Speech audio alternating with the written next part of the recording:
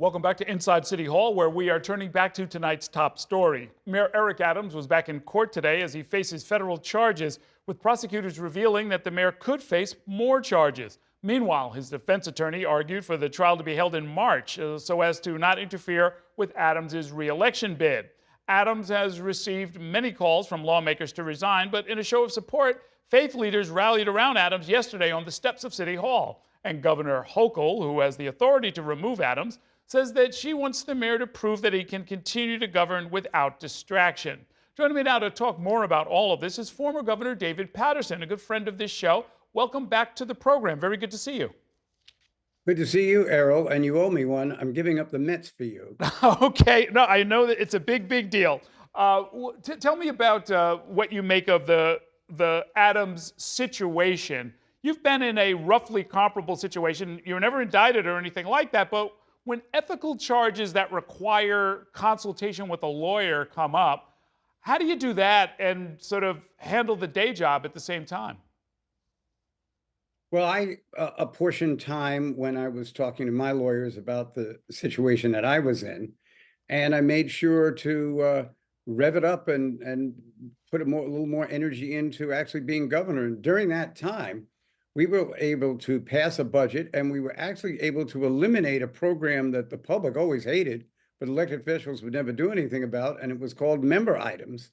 So we were able to accomplish a lot, even in the time. So in the 308 days from the time that they started the investigation to when they cleared me, I was able to do the job, and I think Mayor Adams can do the job. The one thing that I suggest him that he not do is to try to not to internalize what's going on.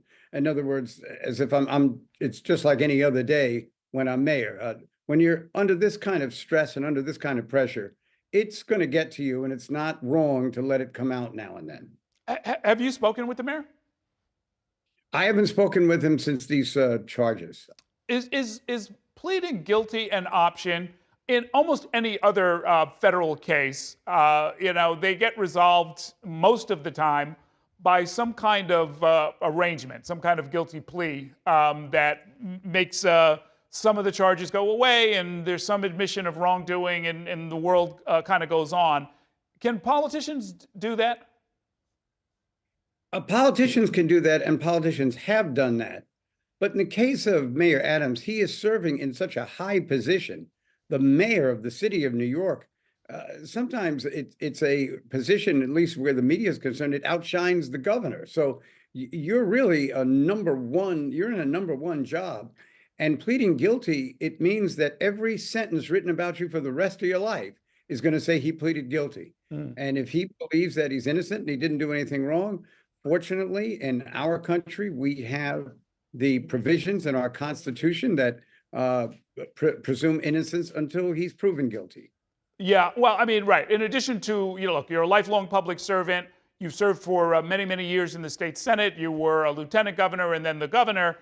You were also an attorney. But at some point, does it become untenable to actually try and get the job done, especially when, and this is something that you never had to experience, a lot of high-ranking commissioners and top aides are walking out the door? It has to be an unenviable position for the mayor. And others might have just resigned and let the process go forward. Usually, if you resign, the prosecutors are not going to be coming after you as hard. But this is the choice that he has made.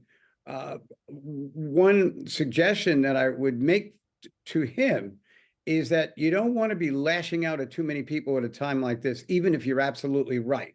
So if this is retaliation for his opposition to migrants being sent in here without any sources of dealing with them, the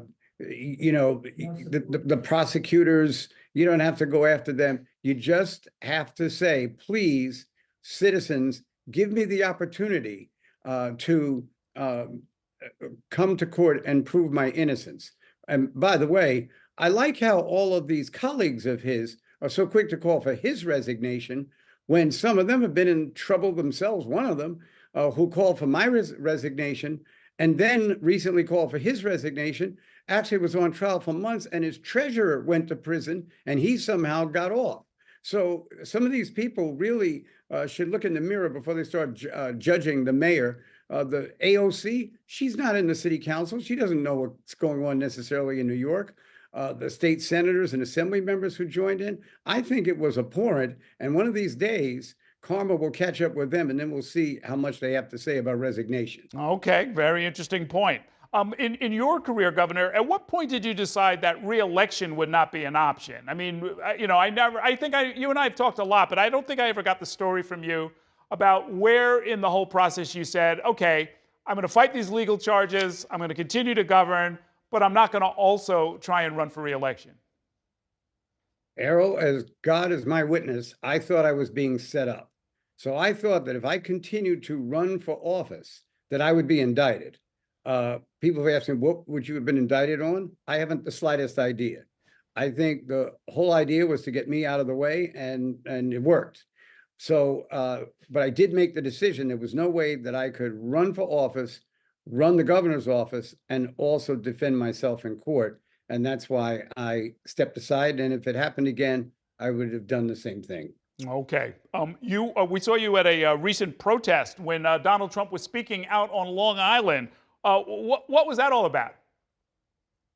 Well, President Trump came to Long Island, which is actually where I grew up, Errol, and have maintained relationships with people out there. And he was up there as usual, carrying on about how the people in Springfield, Ohio, are eating the cats and dogs and taking them from the people who live there. And I would suggest to the former president that he is going to eat crow on November 4th after the election. Okay, very good.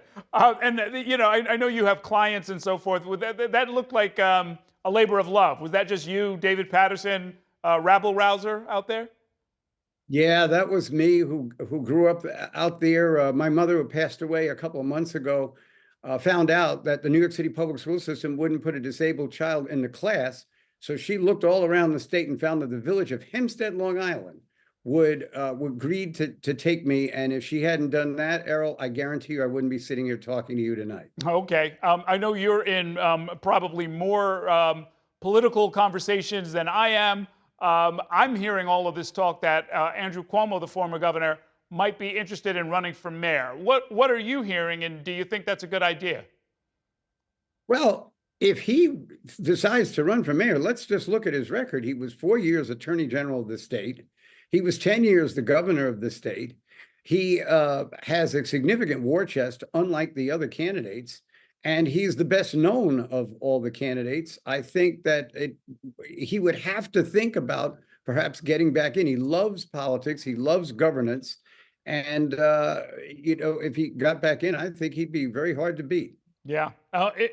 One thing that we keep reporting on, and you can maybe set me and some of my colleagues straight if we're getting it wrong, but when there's been all of this reporting about Governor Hochul and the possibility that she might remove the mayor from office, I read through the statutes. I don't know how familiar you were with it during your time as governor, but I get the impression, and I never want to mislead my audience, but it's not like just getting rid of your summer intern, right?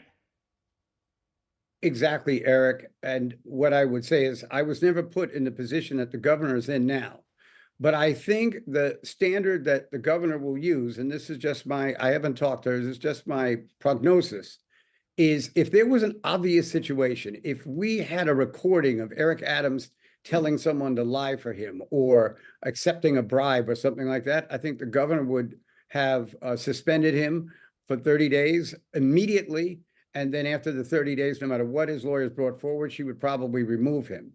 I think because there isn't an obvious and definite situation that the governor can fall back on, she is going to let the process that exists where the U.S. Attorney's Office will prosecute him. They have a 90% conviction rate, so it'll be difficult for the mayor, but I don't think the governor has to take any action at this particular time. And I heard earlier on at that senior center that woman said, oh, they should throw him out right now. Well, that's why we have this country, because they don't throw him out right now. They do that in Russia. And I suggest that maybe the next time she appears in public, that it's in Russia. Well, look, yeah, look, due process for the mayor is certainly something I think everybody understands. We've all heard about it. I think the difficulty here, of course, is that same ambiguity that was present when you were governor, which is that, yeah, there's what is owed to Eric Adams and what rights he has and responsibilities, but then there's what's owed to the people, right? And folks have a lot of urgent business and a lot of valid concerns about our security and our health and the schools and everything else. Now, Errol, that is a very significant point you made. I'm even forgiving you for taking me away from the Mets, because the issue really is public service. I've talked to at least 3 people today who said, yeah, but the standard really is if he did a lot of good and then he just ran up some bills, I don't see what the problem is. Or if the standard is that you maybe did something wrong, but he got drugs off the street. No, that's not what we expect in America from our highest elected officials. We expect them to be honest. We expect them to be forthright, and we expect them to be fair. And right now, that those characteristics which we're looking for in a mayor, we're not sure. None of us can really know whether or not that's been the case, and that's why they're going to have a trial. And I wish the mayor the best. But in the end, all of us have to wish the city the best, because that's our job to run the government here. Okay, we're going to leave it there for now. I will let you get back to your beloved team. Thank you so much for spending some time with us, Governor. Errol, it was great. All right, let's take a break now. When we come back, we'll continue talking about the legal troubles facing Mayor Adams when I'm joined by my politics panel. Stay with us. Thank you for watching our YouTube channel. Let Spectrum News be your resource for balanced, in-depth political coverage, and click the subscribe button right here. You can also download our app or watch us on TV to learn more about the candidates, where they stand on the issues, and more. We'll see you then.